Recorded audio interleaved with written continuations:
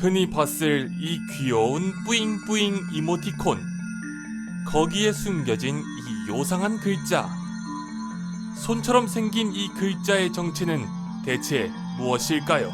자, 방금 전에 보셨던 이 이모티콘에 쓰여진 손 모양의 글자, 이 글자의 정체는 바로 조지아어입니다. 근데 조지아어의 조지아는 대체 뭘까요? 바로 미국의 조지아주는 절대 아니고요. 동유럽에 위치한 나라 조지아를 말하는 겁니다. 옛날엔 그루지아라는 이름을 썼죠.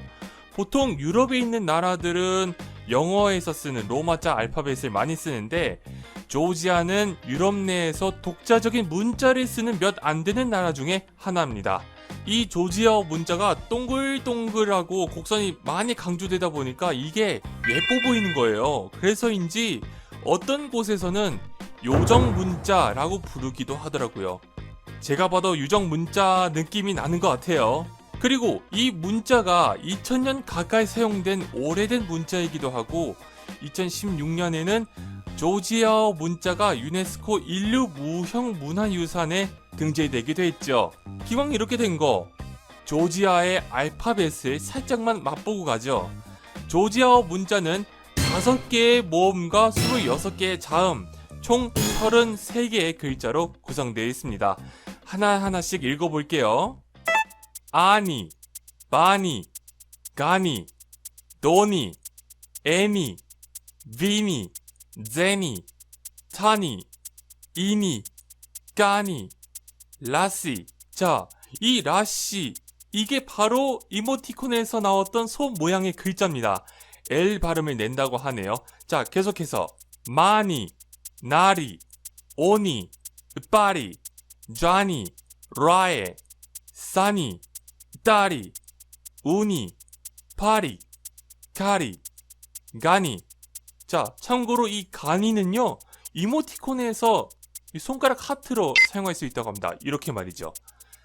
자, 마무리 갑니다. 까리, 시니, 치니, 짜니, 질리, 찔리, 짜리, 흐아니, 자니, 하에. 자, 여러분 잘 보셨나요? 이렇게 나온 글자들 중에서 이모티콘으로 쓸만한 글자를 찾으셨나요? 게임에서 나오는 가상의 문자냐고요? 아닙니다. 실존하는 문자입니다. 방금 전에 보여드린 이 글자, 실제로 중국의 소수민족이 사용하고 있는 이어 문자입니다. 대체 이 문자는 어떻게 생겨났을까요? 그리고 어떻게 읽고 쓸까요? 한번 알아보도록 하죠. 우선 이어에 대해서 소개해드려야 되겠죠? 이어는 중국 쓰촨성과 윈난성 등지에 살고 있는 소수민족 이족이 쓰고 있는 언어입니다. 이족은 중국 본토에 700만 명 정도 있지만 실제로 이어를 쓰고 있는 인구는 약 200만 명 정도 된다고 합니다. 이 이어를 나타내기 위해 만들어진 글자가 바로 이어 문자입니다. 이야, 이거 애니에 나올 법한 문자 같죠? 이 이어 문자가 언제부터 사용하기 시작되었는지 밝혀지지 않았지만, 현존하는 것 중에 이어 문자로 적힌 가장 오래된 문헌이 500년 전 것이라는 걸 보면 15세기경부터 쓰지 않았을까 추측을 하고 있습니다. 예전에는 한자처럼 뜻을 나타내는 표의 문자로 사용되었던 이어 문자, 그 당시 사용했던 글자 수는 8,000개에서 10,000개 정도 되었다고 합니다. 게다가 이족은 거주 지역이 널리 분산되어 있어서 같은 뜻으로 쓴 글자가 수십 가지 되었다고 합니다. 쓰기 불편했겠죠? 하지만 지금은 소리를 나타내는 표음 문자로 바뀌었습니다. 1970년대 중국 정부가 쓰촨성 량산 지방의 문자를 이어의 표준 글자로 한 규범 이문이라는 걸 제정합니다. 그리고 활자화가 되고 컴퓨터 폰트도 만들어졌습니다. 자음에 해당하는 성모 44개, 모음에 해당하는 운모 10개, 여기에다 성조 4개를 조합해서 한 글자의 발음이 만들어지는데, 없는 부분을 빼면 실질적인 글자 수는 819자 정도 된다고 합니다. 자, 그럼 지금부터는 이어로 가장 기본적인 숫자를 읽는 법을 알려드릴게요. 스, 니, 쏘, 으, 느, 스, 시, 히, 구, 쯔. 발음하기가 좀 어려워요. 네, 이게 좀 완벽하지 않다는 거 이해해주세요. 특이한 글자 몇 가지를 더 소개해드릴게요. 영어의 O처럼 생긴 이 글자 to라고 있습니다. H냐고요? 아니요. 이건 파라고 있습니다. 숫자 3을 뒤집은 듯한 이 글자 쉐라고 있습니다. 이것 말고도 웃는 얼굴, 뒤집힌 우산, 다리 3개 달린 사람 등등 기상천외한 글자들을 볼 수 있습니다. 니, 엉덩이, 더러워, 벗어, 강렬하고도 기발한 서체일까요? 세상에는 수많은 언어가 있고 그만큼 수많은 글자들이 존재합니다. 방금 전에 보신 이 글씨, 여러분은 이걸 읽으실 수 있나요? 아마 무리 없이 읽으셨으리라 생각합니다. 아무리 봐도 특이한 한글 서체 같지만 이건 한글이 아닙니다. 인도 지방의 문자인 구자라트 문자입니다. 한글하고 많이 비슷하죠? 하지만 한글과는 전혀 관련이 없습니다. 인도에는 영어와 힌디어 말고도 수많은 언어들이 존재한다는 거 알고 계시죠? 인도에서 헌법으로 인정하는 공용어만 해도 22개나 되는데 그 중에 하나가 바로 구자라트어입니다. 구자라트 문자는 인도 서부에 있는 구자라트 주에 사는 구자라트인들이 사용하는 구자라트어를 표기하는 구자라트에 의한 구자라트를 위한 문자입니다. 힘들어. 이 문자를 쓰는 사람만 해도 무려 4,600만여 명 됩니다. 언어 자체는 700년 이상 되었지만 문자를 쓰기 시작한 건 지금으로부터 400년 전입니다.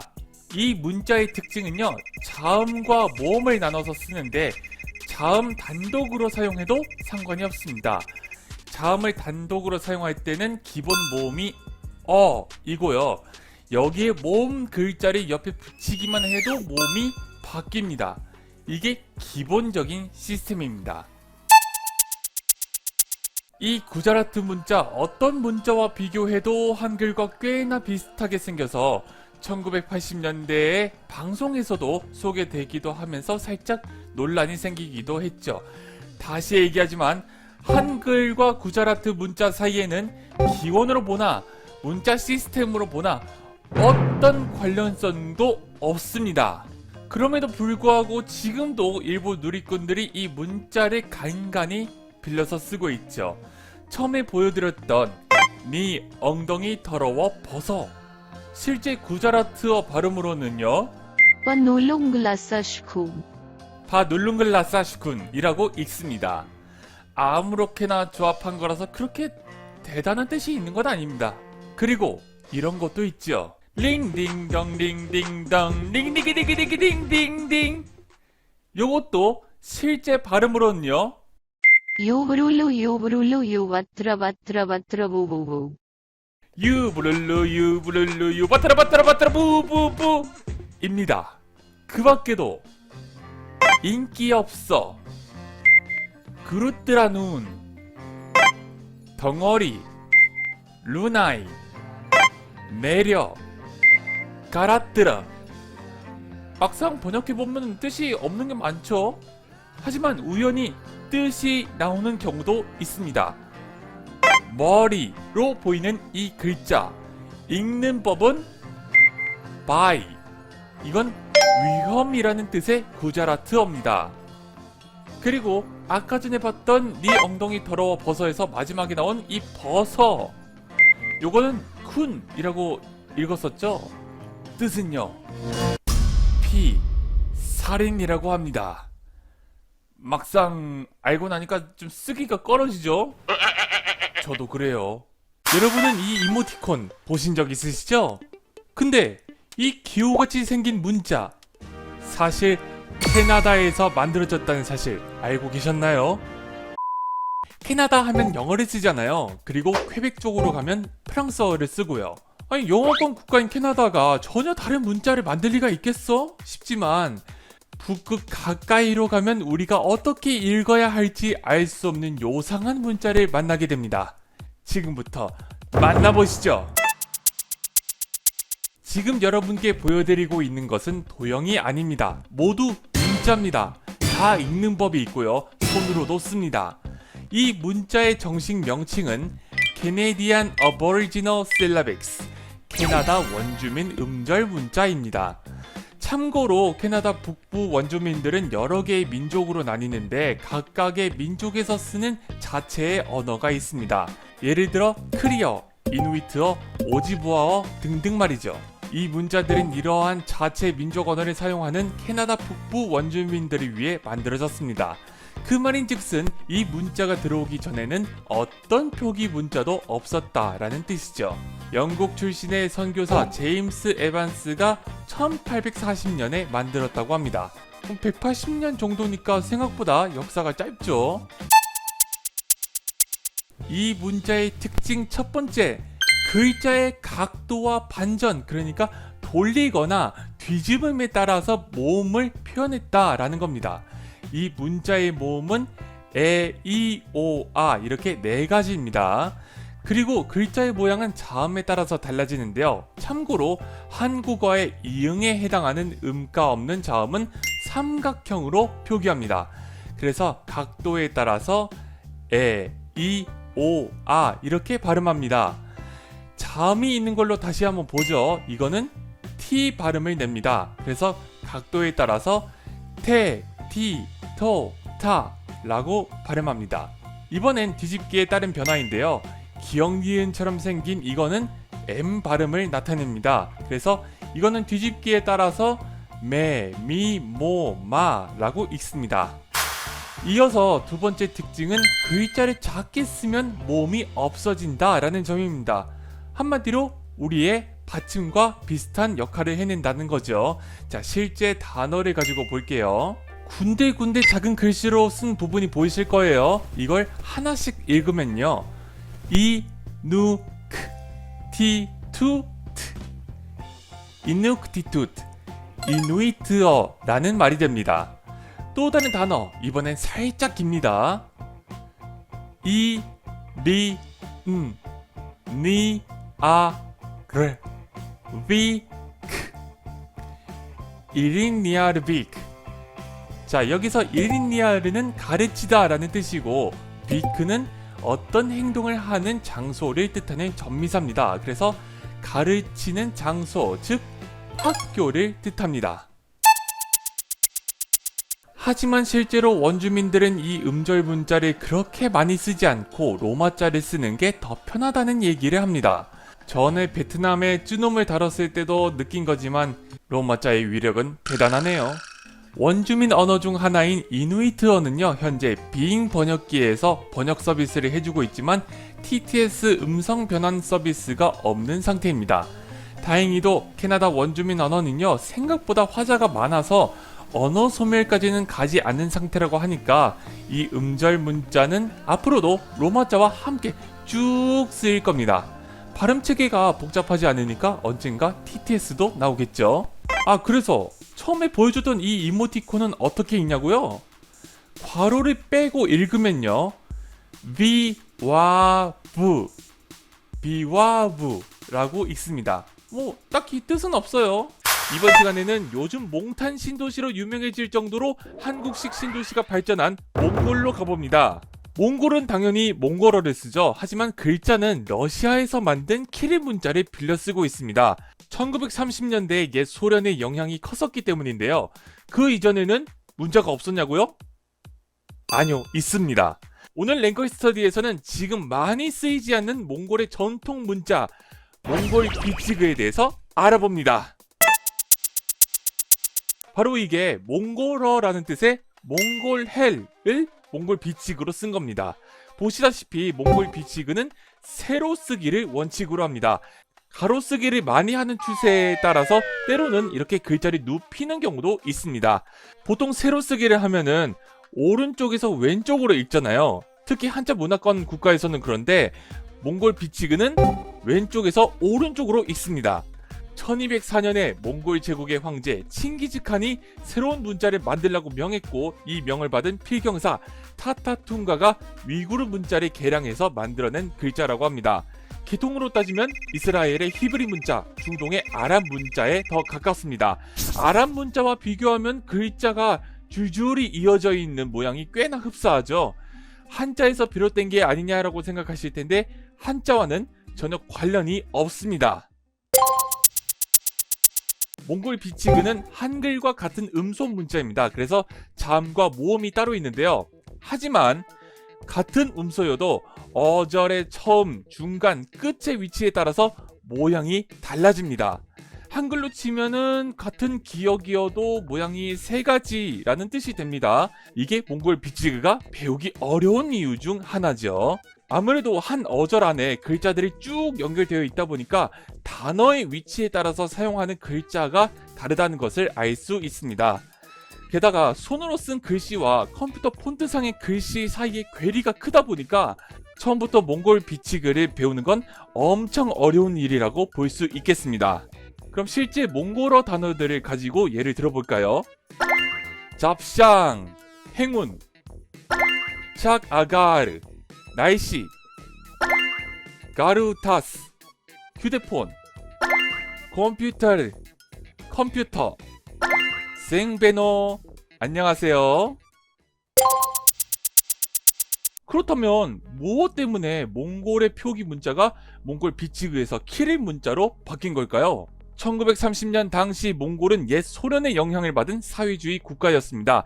스탈린의 지시에 따라서 1932년부터 소련의 키릴 문자를 쓰기 시작했는데요. 쓰는 법이 복잡했던 비치그와 다르게 키릴 문자가 더욱 간단하면서도 쓰기 쉬워서 문맹률을 대폭으로 줄이는 효과를 내기도 했다고 합니다. 이렇게 긴 시간 동안 키릴 문자에 익숙해지다 보니 전통 문자는 점점 잊혀져 가고 있었습니다. 1992년에 민주화가 된 몽골 내에서 다시 비치그를 쓰자는 의견이 있었지만 키릴 문자에 완전히 익숙해진 몽골 국민들은 이를 반대했죠. 대신 비치그를 몽골 학교의 필수 교육 과정에 넣고 있어서 명맥은 간신히 이어지고 있는 상황인데, 몽골 정부가 올해 2025년부터 공문서에 키릴 문자와 비치그를 같이 적기로 했다고 밝혔습니다. 대대로 내려져온 몽골의 문화유산이자 몽골인의 자존심을 지키기 위한 것도 있지만 러시아의 영향에서 벗어나기 위한 목적도 큰 부분도 있습니다. 글쎄요, 다시 비치그가 제대로 뿌리 내려질진 잘 모르겠네요. 지금까지 얘기한 건 몽골이라는 독립국에 해당하는 외몽골 지역의 이야기였고요. 같은 몽골 민족이 사는 중국의 내몽골 자치주의 상황은 다릅니다. 내몽골 자치주는 1980년대에 키릴 문자를 버리고 비치그를 부활시켰습니다. 그래서 내몽골 곳곳에서는 중국의 간체자와 함께 비치그를 쓴 모습을 많이 볼 수 있습니다. 중국의 언론 사이트에서도 내몽골 주민들을 위한 몽골 비치그 버전의 사이트를 마련해 놓고 있습니다. 비치그의 사용 비율만 놓고 보면 내몽골 지역이 더 높다는 걸 알 수 있습니다. 오늘은 몽골의 전통 문자 몽골 비치그에 대해서 알아봤습니다. 비치그는 이미 중국 사이트를 통해서 전용 폰트를 배포하고 있습니다. 그리고 직접 비치그를 쓰면서 가르치시는 한국 유튜버 분도 계시고요. 혹시 비치그에 대해서 관심이 있으시다면 이 두 곳을 찾아보시는 것을 권해드립니다. 이렇게 보면 어린아이가 그린 그림 같지만 알고 보면 이것들 모두 문자입니다. 전혀 글자처럼 보이지 않죠? 그럴 수밖에 없는 게 이 글자는 지구상에서 널리 사용하는 마지막 상용 문자라고 합니다. 그 가치를 인정받아 유네스코 세계기록유산에도 등재되었는데요. 오늘 랭컬 스터디에서는 이 글자를 찍먹해보는 시간을 가져보도록 하겠습니다. 바로 중국의 동파 문자입니다. 동파 문자를 알아보기 전에 우선 예전에 있었던 상형 문자를 뒤집어 보도록 하죠. 인류가 처음으로 사용하기 시작한 문자가 바로 물건의 모습을 본따서 만든 상형 문자죠. 가장 대표적인 게 기원전 3000년대에 나온 이집트 상형 문자, 그리고 기원전 1600년대에 나온 중국 갑골 문자입니다. 상형 문자가 계속 유지하기 힘들었던 이유는 세월이 지나면서 물건이 점점 많아진 것 때문이죠. 일일이 상형 문자로 만들기 힘들어지니 나중에는 알파벳과 같은 소리 글자를 만들어낸 것이죠. 그런 점으로 따져봤을 때 동파 문자가 지금까지 살아남은 것도 대단하다라고 볼 수 있습니다. 그럼 동파 문자를 제대로 소개해드리죠. 동파 문자는 중국 내륙지방 윈난성에 사는 소수민족 나시족이 사용하는 글자입니다. 나시족은 나시어라는 독자적인 언어를 사용하고 동파교라는 민족 종교도 갖고 있습니다. 주로 동파교 제사장들이 많이 사용했다고 해서 동파문자라는 이름이 지어진 거죠. 서기 1000년대에 만들어졌다고 알려져 있는데 상형 문자치고는 꽤 최근에 만들어진 거겠죠. 나시족이 많이 거주하는 리장시에 가면 곳곳에 동파문자로 적힌 것들을 많이 볼 수 있습니다. 게다가 관광객들을 위해서 동파 문자를 활용한 굿즈도 만들고 있죠. 자, 그렇다면 실제로 동파 문자를 어떻게 쓰고 읽을까요? 함께 배워보도록 하죠. 동파 문자는 기본 글자와 파생된 글자를 모두 합해서 1400자 정도 있다고 합니다. 파생하는 방식도 꽤나 직관적인데요. 예를 들어 기본 글자가 사람인 경우 머리 장식을 그려서 여자를 뜻하고요. 입과 먹을 것을 그려서 먹다를 표현합니다. 여기서 밥을 뜻하는 이 글자를 더하면 그녀가 밥을 먹는다라는 뜻이 되고요. 나시어로는 뜨하즈가 됩니다. 하나 더, 사랑이라는 뜻의 글자도 꽤나 알려져 있는데요. 남자와 여자가 잎사귀를 함께 잡는 모습을 나타냈습니다. 참고로 잎사귀는 발음을 나타내는 부분인데요. 잎사귀는 나시어로 피어라고 하기 때문에 사랑도 피어라고 발음합니다. 간단한 나시어 인사말도 하나 배워보시죠. 소나무를 그려서 2인칭 존댓말인 당신을 표현하고요. 입을 벌려서 소리내는 모습, 밧줄 잡는 모습, 노루 이렇게 네 글자를 써서 무아비레이 잘 지내세요 라는 뜻이 됩니다. 여기에 대한 대답 잘 지내요를 쓸 때는 비여라고 말합니다.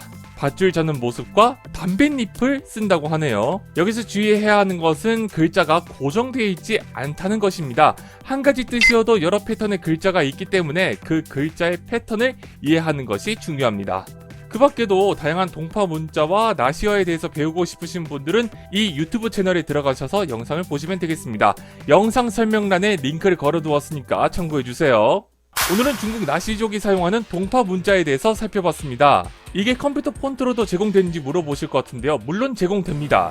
하지만 한글처럼 키보드로 쉽게 입력할 수 있는 글자가 아니기도 하고 내가 원하는 글자를 찾아내는데도 세워라 내워라 하면서 찾아내야 하잖아요. 이럴 바에는 차라리 손글씨로 쓰는 것이 낫다고 말씀드리고 싶네요. 앞으로도 전세계의 별난 글자를 여러분께 소개해드릴 예정이니까 기대 많이 해주시고요. 다음 시간에도 새로운 어학과 문화 지식을 가지고 돌아올게요. 끝으로 모두 다 잘 되길 바랍니다 라는 뜻의 나시어로 마무리 인사드릴게요.